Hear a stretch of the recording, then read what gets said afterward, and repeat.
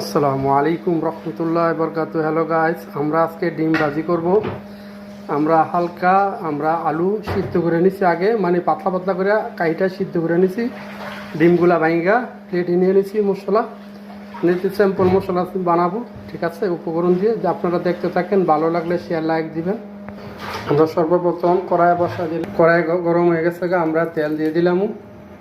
তেল গরম হয়ে গেছে গা, পেঁয়াজ দিয়ে দিলাম, মরিচগুলো দিয়ে দিলাম, হালকা লবণ দিয়ে দিলাম। পেঁয়াজ লাল হয়ে গেছে গা, এখন 1 চামচ রসুন, টমেটোগুলো দিয়ে দিলাম।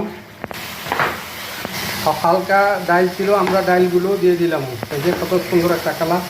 হালকা হলুদ দিয়ে দিলাম, হালকা মরিচের পাউডার দিয়ে যে আলুগুলো সিদ্ধ করছি এগুলো দিয়ে দিলাম। এই যে আমরা ডিমগুলো দিয়ে দিলাম, ভাজি হয়ে দিয়ে গেছে।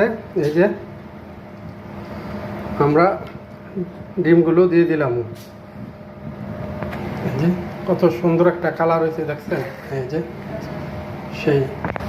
এই যে আমাদের ভাজি হয়ে গেছে, আলহামদুলিল্লাহ আমাদের ভাজি হয়ে গেছে। আপনারা ঠিক আমি যেভাবে বানাচ্ছি আপনারাও ঠিক সেভাবে বানাবেন। রুটি দা ভাত দা যেটা দেখান, অনেক টেস্ট, হেভি টেস্ট হয়েছে।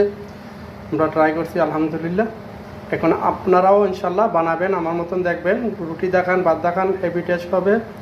আর প্লিজ ভাইয়েরা সবাই সাবস্ক্রাইব এবং শেয়ার করবেন, প্লিজ প্লিজ। আর আমার ভাজিটা আপনাদের থেকে যদি ভালো লাগে আমি কমেন্টে জানাবেন।